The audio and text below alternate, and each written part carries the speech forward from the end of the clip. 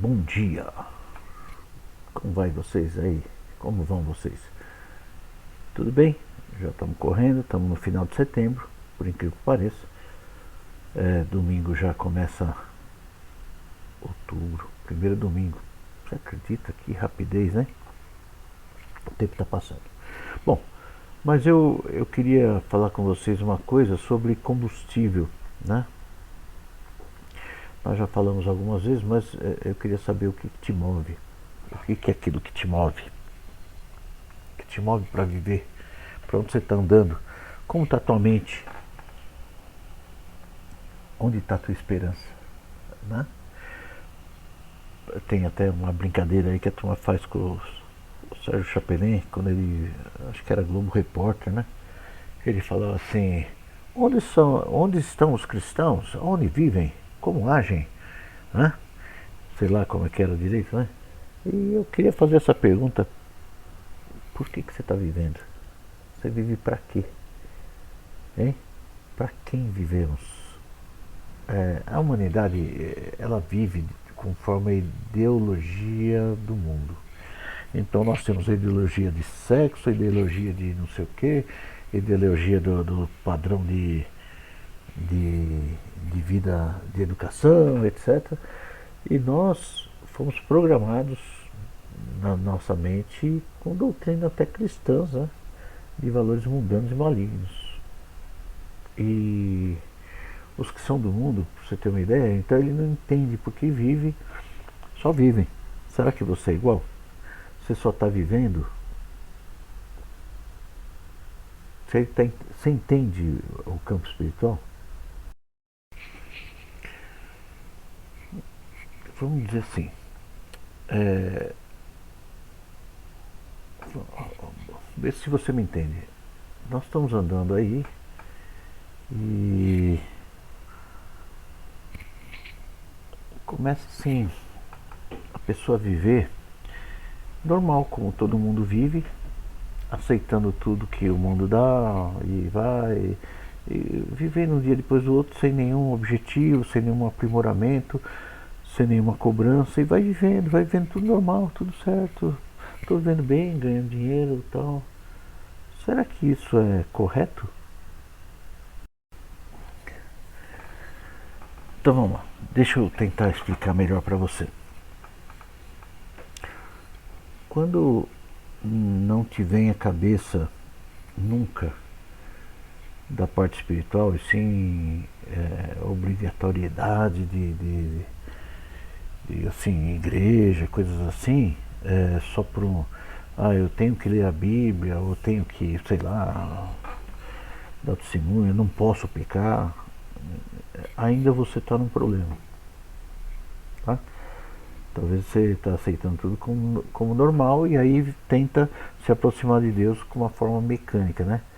E, e na verdade você vive para simplesmente prazer. Você vai andando, né? Satisfação momentânea, né? E não está enxergando lá na frente, no propósito celestial, no propósito da salvação, não está preocupado com isso, porque isso ainda não se tornou. Talvez assim, né? Quem passa por um período de hospital, passou perto da morte, Deus livrou de um acidente, coisa assim, a pessoa ainda dá uma mudadinha. Mas na maioria das vezes, quando uma pessoa tem uma vida normal, não. Ele não fica pensando, né? É, esse é um grande erro. Não sei se você me entende. Esse é um grande erro porque a gente está vivendo uma vida comum, simplesmente conhecendo Cristo. É um cristianismo. Não é ser cristão, discípulo, é um cristianismo. É um jeito próximo do Cristo, né? Mas não sendo Cristo, que é o importante. Não sei se você está me entendendo, mas é necessário você entender. Quando eu vou tentar explicar muito detalhado para você entender. Quando você começa a viver, você conheceu Cristo, gostou do jeito dele, que é isso que é importante. Vamos fazer uma outra pergunta. Por que você se tornou um admirador de Cristo, um seguidor de Cristo? Qual foi o momento que você decidiu? Você estava doente? você estava carente, você tinha tido uma decepção amorosa, você tinha perdido tudo, você estava no leito de morte, você estava separando da esposa, do marido, você estava com problema com os filhos. Foi nesse momento que você conheceu a Cristo? Ou você estava querendo, certo? Algo para a tua vida e você foi atrás e achou Cristo, que é um caminho, é um jeito, e esse caminho te atraiu e você seguiu a ele. É isso. Então, primeira coisa, eu queria que você fizesse esse padrão para que você começasse a ter mais seriedade na tua vida com Cristo. Pensa, você vive para si, no seu universo. Deus, você quando busca Deus é para pedir algo para o teu universo, ou quando você busca Deus para saber do universo dele e querer entrar nessas coisas, né? Então, para você entender, os que são de Deus, eles não vivem mais para si. Nós vivemos para completar o corpo. Vamos lá, para você entender. Em Atos 2, 42 até o 47, eu vou ler aqui, aí dá tempo para você dar uma pausa aí. Olha o que fala aqui. E perseveraram na doutrina dos apóstolos e na comunhão, e no partir do pão e nas orações. No partir do pão. E perseveravam na comunhão e no partir do pão. Partir, multiplicar. Você entendeu? Perseveraram na doutrina dos apóstolos, perseveravam na doutrina dos apóstolos, quer dizer, o que eles falavam, seguiam.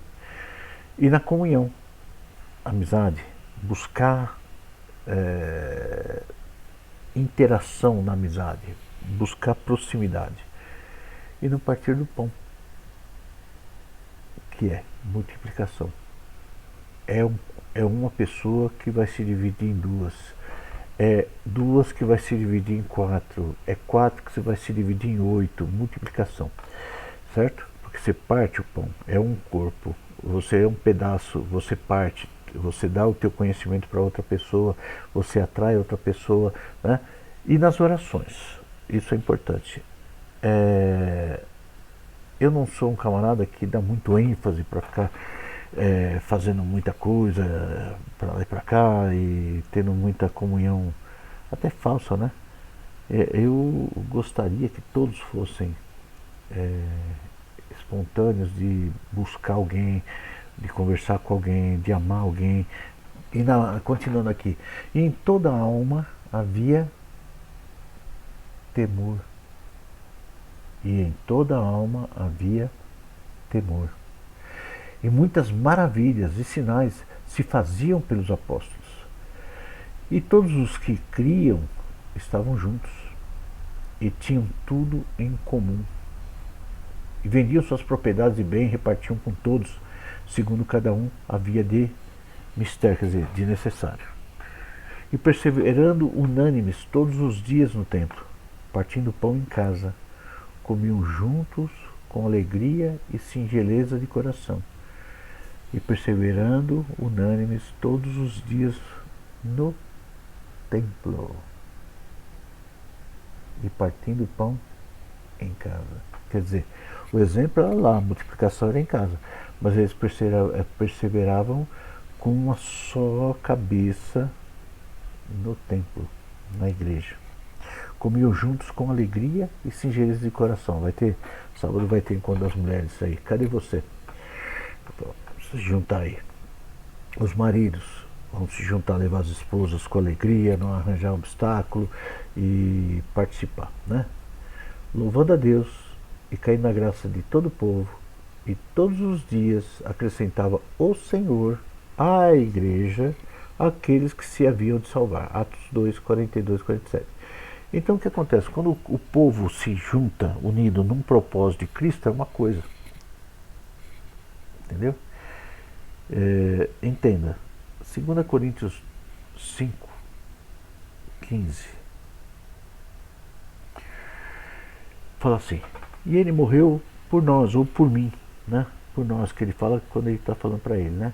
E para que os que vivem esta nova vida, então não tem nada a ver com a tua velha, não vivam mais para si, mas para aquele que por eles morreu e ressuscitou. Você entendeu, né?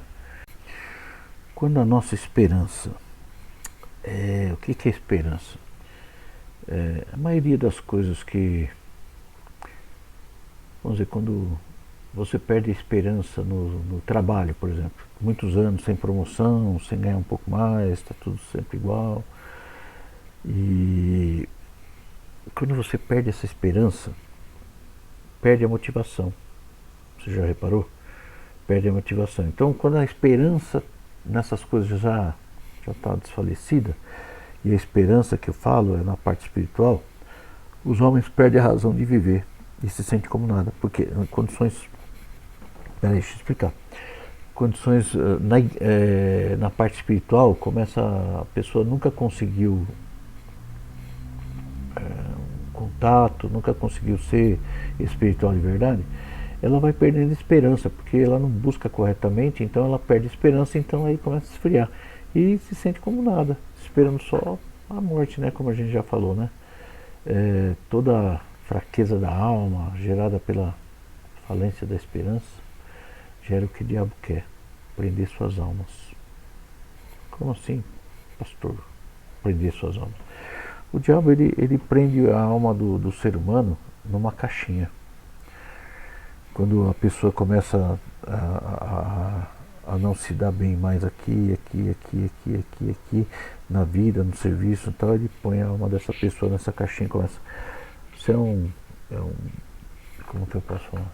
Você é um derrotado, segue tua vida, o resto da vida aí, fica frio, não faz mais nada, vai, só dorme, come e acabou, filho. Para de pensar besteira, não fica atrás de coisa nova, a vida é isso mesmo, é uma porcaria e tal. E a pessoa começa a estagnar, né? Ele coloca nome eu tenho depressão. Aí, eu tenho insatisfação total, revolta, rebeldia, ingratidão. E aí isso aí é um nome que a pessoa começa a carregar e ele quer remédio para isso, mas tira o foco da salvação. Então eles fazem os seus corpos físicos e espirituais, né, sofrerem com que prostituição mental, ou com a prostituição também, né, mas a prostituição mental é pepino, porque ele vende a sua ideia de acordo com o prazer, né? Carga física, malhando que nem sei o que, para comparar com alguma coisa, ou pelo menos eu vou, né, atrair, fazer, sei lá, se comparando, se vendendo, né? Trabalhando de madrugada a madrugada, sem passar, né? Sem viver, né? Então pessoas que não conseguem dormir, manipulada e dependente por remédio, cheia de ansiedade, ociosa em seus caminhos, né? Se enche de conhecimento de doutrina maligna, e que Deus vai fazer, Deus já te deu, falta você pegar, é coisa assim, muito, como que eu posso falar?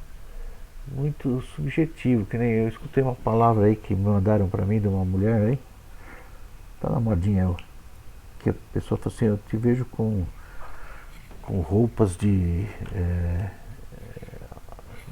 alguma coisa lá e falta só você pegar. Aí a pessoa fica naquela esperança vazia de querer que vai acontecer e não acontece nada, porque ela não entendeu o caminho, né? Ele é doutrina de maligno isso aí, sempre estudando, mas nunca aprende, né? O verdadeiro caminho, por não querer se submeter à simplicidade do Evangelho, certo? O Evangelho é simples, é fazer ser Cristo e andar, e atrair, partir o pão. Então os homens acham que vivem livres, cultuam suas liberdades dentro de um padrão do mundo, que os instigam a serem liberais com todas as aberrações contra Deus. Porque ele não está preocupado com o que está escrito na palavra. Tem uma palavra, 2 Timóteo 3, que fala assim, ó, Porque haverá homens amantes de si mesmos, avarentos, presunçosos, soberbos, blasfemos, desobedientes a pais e mães, ingratos, profanos, traidores, obstinados, orgulhosos, mais amigos dos deleites do que amigos de Deus. Né? E é assim. É assim, um homem que não vê o futuro. Então os homens aprovam o que Deus abomina, né? Como já falamos, né?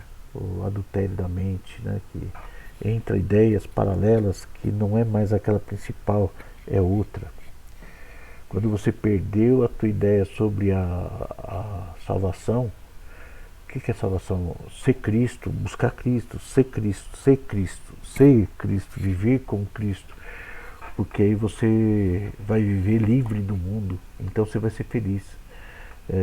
Para quem não entendeu isso, o mundo que eu falo é quando você vive sem um padrão, e aí a vida dessa pessoa é por algum padrão que ela pôs na cabeça. Ela vive de acordo com o padrão que ela colocou na cabeça. Ele não vive de acordo com o padrão de Cristo. Então ela colocou assim: eu vou ser feliz quando eu ganhar muito dinheiro. Eu vou ser feliz quando eu tiver minha esposa ou meu marido. Eu vou ser feliz se eu tiver isso. Eu vou ser feliz se tiver aquilo. É um padrão que ele colocou. Né? E isso Deus abomina, porque primeiro você tinha que buscar ser liberto das coisas do mundo, que é complicado. Isso aí é um assunto que acho que nunca vou conseguir explicar até o fim. O padrão de satisfação momentânea do mundo, né? E quando ele tira todos esses sentimentos, né? A mentira, a vaidade, a soberba, o egoísmo, o pensamento mal e tal, quando ele consegue tirar tudo isso, ele vive tranquilo, tudo dá certo, ele só ajuda, ele só faz, ele só caminha porque ele está indo para a salvação e está atraindo os outros, partindo do pão. Né? Vai para Oséias 4, 1 e 2. Ele fala assim: ouvi a palavra do Senhor, vós filhos de Israel, porque o Senhor tem uma contenda com os habitantes da terra, porque na terra não há verdade, nem benignidade, nem conhecimento de Deus, só permanecem o perjurar, o mentir, o matar, o furtar e o adulterar. Fazem violência, um ato sanguinário, segue imediatamente a outro, e não a Deus. Né? Lá em Isaías 1,3 fala assim: o boi conhece o seu possuidor, e o jumento a manjedoura do seu dono, mas Israel não tem conhecimento, o meu povo não entende. Se você não está entendendo nada que eu estou falando, busca, fala assim: por que eu estou longe de Deus? Eu não tenho vontade de buscar Deus, eu vivo minha vida e eu tenho aquele momento de, como é que a turma fala? Devocional, momento devocional. Errado, pô. Vamos fazer um devocional 24 horas por dia. Vamos ser pessoas que estão preocupadas com a salvação 24 horas por dia. Muda a mente. Então, quando usamos a expressão evangélicos, são os que professam e andam nas boas novas que o Senhor Jesus trouxe ao mundo. Para que todo que nele crê e faça as obras dele, deixe viver sua velha natureza e passe a andar em novidade de vida na natureza de Deus, que está em João 3,16. Então nós temos que exterminar da nossa vida tudo que as Escrituras Sagradas abominam. Como fala em Hebreus 10,38, o justo viverá pela fé, que seja, pela obediência. E se ele recuar, a minha alma não tem prazer nele. Por exemplo, se o cara está lá obediente, está bonitinho, como Abraão, por exemplo. Aí ele chega lá, vai levar o sacrifício. Aí ele fala assim: filhão, vamos queimar umas folhinhas aqui, porque não tem ovelha, vamos queimar alguma coisa aí, para dizer que queimou alguma coisa, e está tudo certo. Recua. Por que Abraão foi aprovado? Porque ele obedeceu até a morte do filho, mesmo não havendo, porque o anjo agiu. Tem que pôr isso na cabeça. Então, João 6,57 fala assim: da mesma forma como o Pai que vive me enviou, eu vivo por causa do Pai. Assim, aquele que se alimenta de mim viverá por minha causa. João 6,57. Olha que coisa linda. João 8,34. Todo aquele que vive pecando é escravo do pecado. Outro, João 14, 23. Se alguém me ama, olha isso, obedecerá a minha palavra. Meu Pai o amará. Onde? Se alguém me ama, obedecerá a minha palavra. Se alguém gosta da salvação, que ele é o caminho, se alguém gosta desse caminho, obedecerá o que ele mandou. Meu Pai o amará. Nós viremos a ele e faremos morada nele, o Espírito Santo. Está entendendo? Está ligando as coisas? Nada que contamine a sua vida e tudo que contradiz as Escrituras Sagradas podem continuar em nossas vidas depois que cremos no Evangelho. Está entendendo? O Evangelho nos faz conhecer o pecado. O Espírito Santo constrange o pecado, para nos libertarmos dele e vivermos sem ele. Porque toda desobediência ao Evangelho é pecado. Então Jesus é o anunciador do Evangelho e quer que seus seguidores sejam discípulos para viver igual ao Mestre. Então a doutrina de Cristo é seu ensinamento. Deve ser ensinada e vivida. Como Deus estabeleceu a lei, para que todo o povo de Israel vivesse e andasse pela lei, o qual estabeleceu homens para ensinar o povo e guardar seus mandamentos, e também a lei estabelecia que os pais deveriam ensinar aos filhos e guardarem os mandamentos, a guardarem os mandamentos. Deus estabelece, através da nova aliança em Deus, que também devemos guardar e andar pela doutrina de Cristo. Você anda na aliança que fez com Jesus, quando aceitou lá atrás, como nós falamos, né? Você ensina seus filhos a guardarem a aliança com Jesus, que você fez lá atrás? Ou você já deixa escondida porque você deixa na pia, esqueceu em casa essa aliança com Cristo? Você só coloca quando está perto, na igreja, né? Se o conhecimento de Cristo, que é a sua doutrina, não for ensinado e vivido, as almas continuarão corrompidas, certo? Então, só viver a verdade das Escrituras para ela nos libertar das contaminações malignas, do falso viver mundano, hipócrita, de representação carismática, né, nos nossos lábios bajuladores aí, e de toda mentira e engano. Passemos a viver sobriamente. Sóbrio. Tá? Vai para Tito 2, 12 a 14. Fala assim, ensinando-nos que, renunciando à impiedade e às concupiscências mundanas, vivamos nesse presente século sóbria e justa e piamente, aguardando a bem-aventurança, a bem-aventurada esperança e o aparecimento da glória do grande Deus em nosso Senhor Jesus Cristo, o qual se deu a si mesmo por nós, para nos remir de toda iniquidade e purificar para si um povo seu, especial, zeloso de boas obras. O mundo vive lunaticamente no fascínio da embriaguez, das vaidades, certo? Então quero terminar com um assunto aqui. Meu amigo, você pensa todo dia na tua salvação? Toda hora? No teu futuro espiritual, ou está pensando só no material? Para.